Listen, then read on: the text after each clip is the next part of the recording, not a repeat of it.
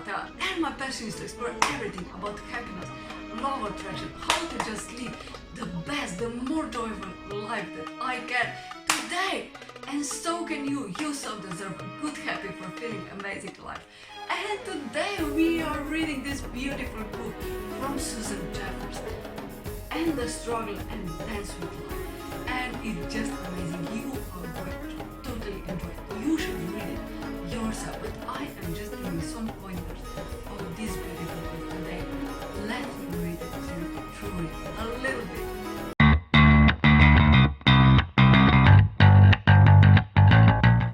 Hello, my beloved. How are you doing today? How is your world doing? Are you just happy? Are you being yourself? Are you totally in love with your life? Are you totally being in love with yourself? Are you just living the best life today? Today, I will just read you this beautiful book. What was important to me? What was speaking to me? And this book is from Susan Jeffers. It's just so beautiful and it's just amazing. I am going to read it through. It's from Susan Jeffers, and the struggle and dance with life. How to build yourself up when the world gets you down. Best-selling author, feel the fear and do it anyway. So this is the book, and let's start it. And here is the now part 2 of this beautiful book, embracing. And here are processes that you can do every day that will going to feel better and enjoy more this beautiful life that was given to us as a gift. I will just go through them, but you just have to read this book to you for yourself, that you are going to see the bigger picture, that you are going to just embrace everything that has given to you, because it's very rich. The first process is focus on the richness.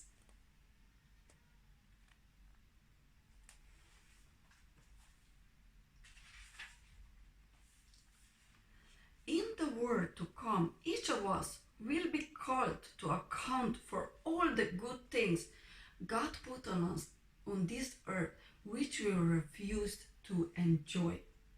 Talmud. When I read the above quote for the first time, I gasped. First, I felt ashamed because I knew that over the course of my lifetime, I had been given so much and had appreciated so little. I felt elated. At least I had been given permission to enjoy. More than permission, I was being told that if I didn't enjoy, there would be consequences to pay. What a gift! Taking things for granted is one of the greatest assaults on the quality of our lives. Yes, the world is a mess. Your life may be a mess. And despite that fact, there is so much to be grateful for. That is stages the imagination. Each of the following chapters contains concepts and tools to help you stop the habit of focusing on what is terrible and begin focusing on what is wonderful. You will see that focusing on what is wonderful can be achieved in many different and delightful ways. As you read, remember that in order to break any habit, repetition of the preferred behavior is a must. Without it, you will keep falling back into old patterns. Repetition allows you, little by little, to shift your awareness to the assumptions banquet that has been set before you, and you will wonder why previously you weren't able to see what is so obviously now. It was a wise person who said, "Love is a banquet and most pure bastards are starving to death." As you open your eyes and really see, you will starve no more. You will learn that your joy, your happiness, your satisfaction, And your ability to dance with life depends solely on what you pay attention to. Pay attention. Thankfully, what you pay attention to is entirely up to you. And then we have look mindfully, look deeply.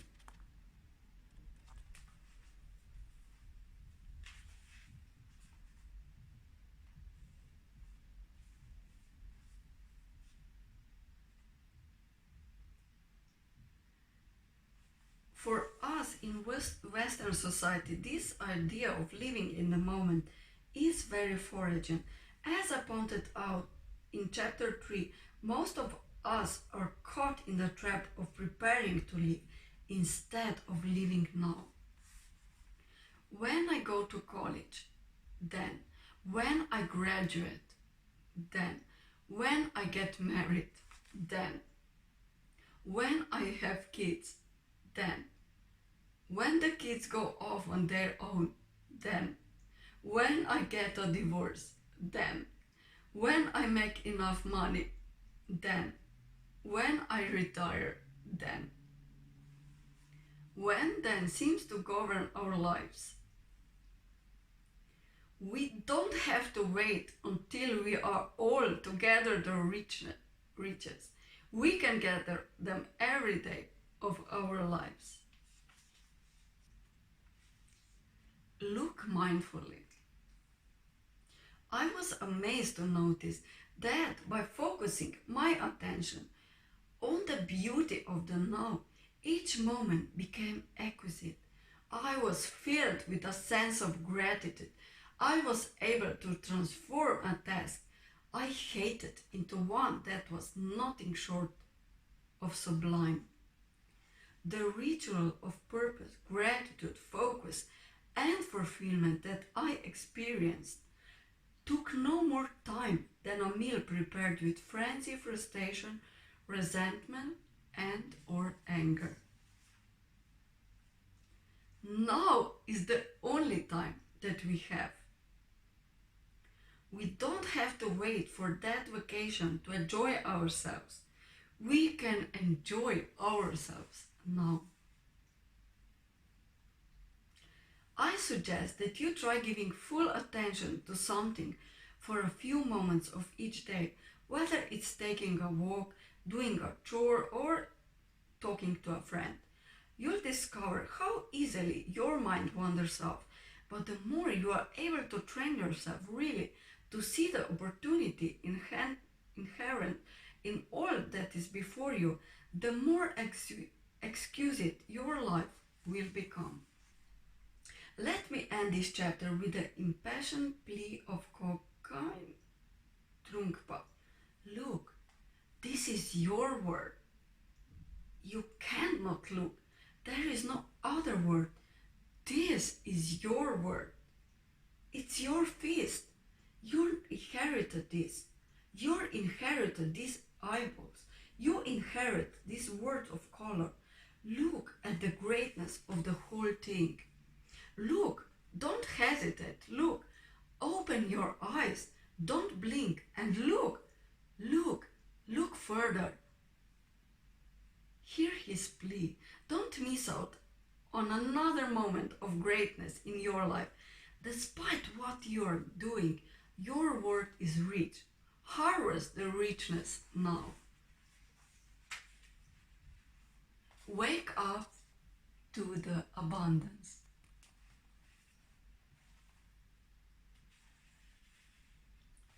In daily life, we must see that it's not happiness that makes us grateful, but gratefulness that makes us happy. Brother David Stanley Rest. When we focus on abundance, our life feels abundant. When we focus on lack, our life feels lacking. It is simply a matter of focus.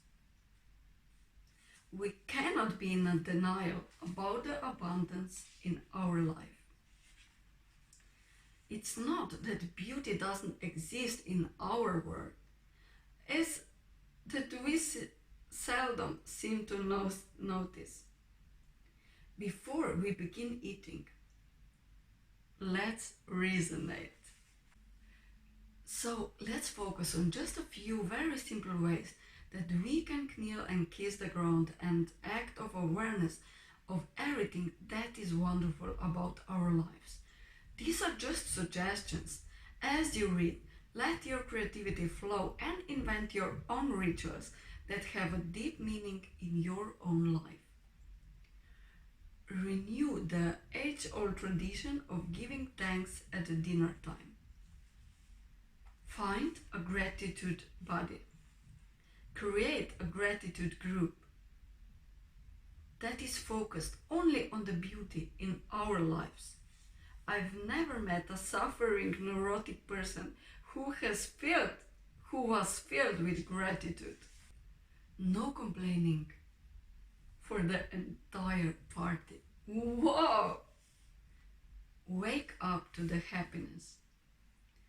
Create your own affirmation tape or listen to one. Collect quotations that make you feel good. Create a book of abundance.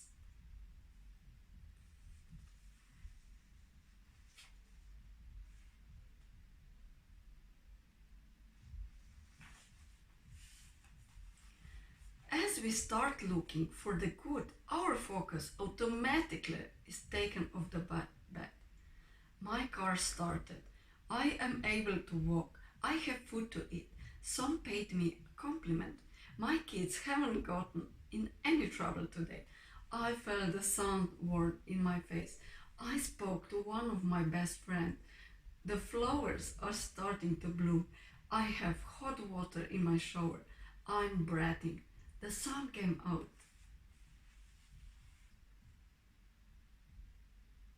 So much would be added to our own lives if we learned how to reveal in the incredible gifts inherent in the ordinary.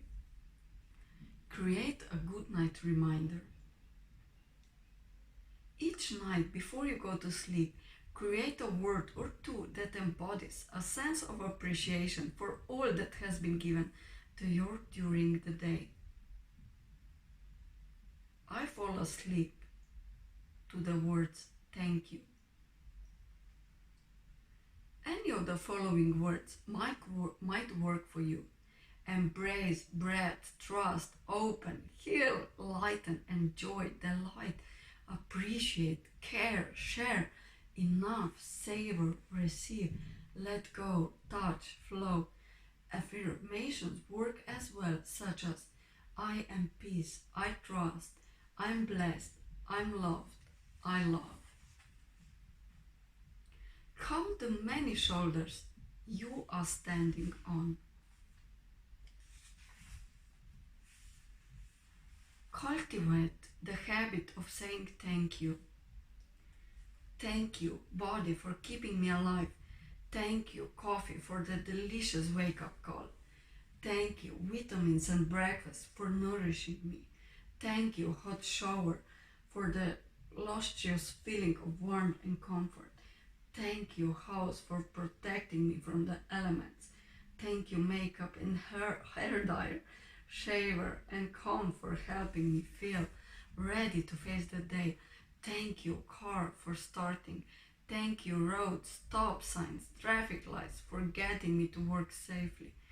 Thank you, job, for giving me money to buy what I need.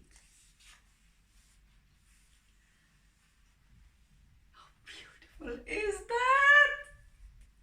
For example, there are so many of us who blame our parents for all the ills of our lives. What is there to thank them for? We forgot that they fed us, clothed us, changed our dirty diapers, paid for doctors and dentists, often when they didn't feel like it. However they may have handled their role as a parent, we owe our survival to them. Find ways to give in return. Understand that all through the occasional retreat or vacation or workshop has much to offer in terms of helping us develop higher self practices. The real practice is done in our ordinary lives, raising our children, going to work, driving in the country, and the multitude of other activities that barely get our attention.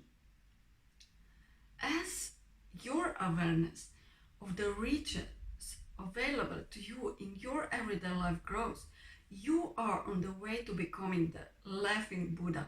Life is joyous, life is light, life is happy. You are awake at last. Listen to the silence. When you come upon a magic place, listen.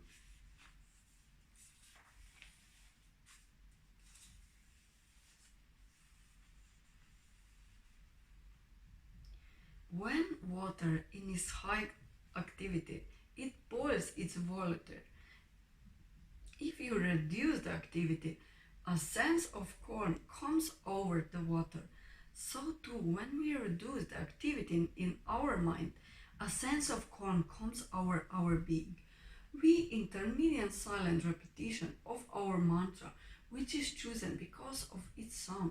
It's a very effective device to help stop the volatility of the mind. So too with meditation. Each time we deep down into the abundance of our inner being, we emerge a little richer.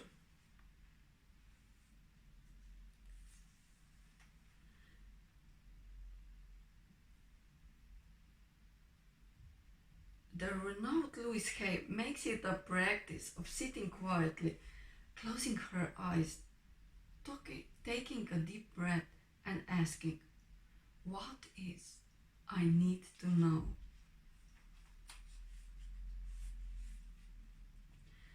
It's important to make time for meditation. As Hugh and Gail Prater suggest, give it the same priority you give it to the diarrhea. It's that important. I love to light a candle and begin to meditate. It reminds me of the light that shines within my being.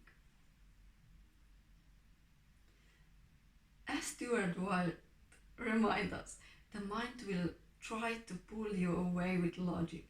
But remember, logic is dead to that part of you that is the miracle maker.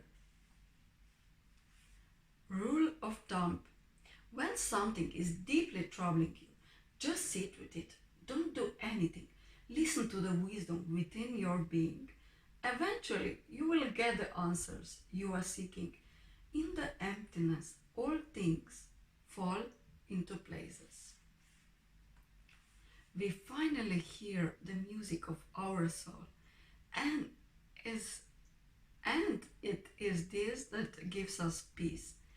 And as we listen to the music of our soul, we mysteriously and wondrously hear the music of everyone else as well.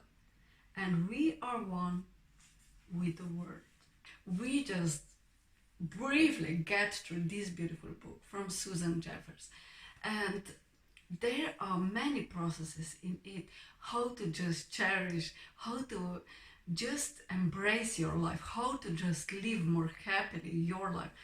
And when I write on what I'm grateful for, when I do my Tai Chi, when I meditate, there are some basic tools that I do every day. But now I am listening to affirmations, and my life is going in the direction of more this inner joy, and that I learn to trust the grand plan of the universe for me.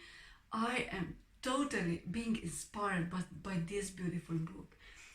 And the struggle and dance with life. How to build yourself up when the world gets you down.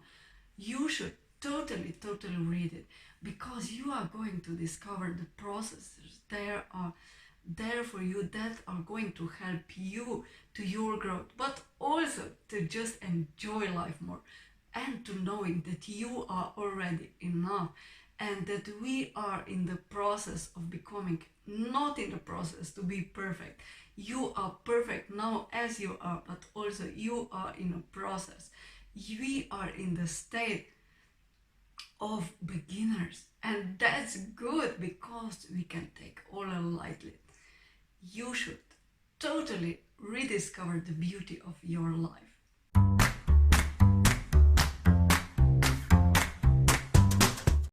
So my beloved, have a beautiful day. Enjoy really who you are. Be really who you are. Just love and embrace really who you are. You totally deserve good, happy, fulfilling, amazing, beautiful life. Just do that for yourself. Open your heart even more. Follow your bliss as Jeffers. Listen to your heart and just do more what really makes you happy. And dance with love. And follow your heart. Bye.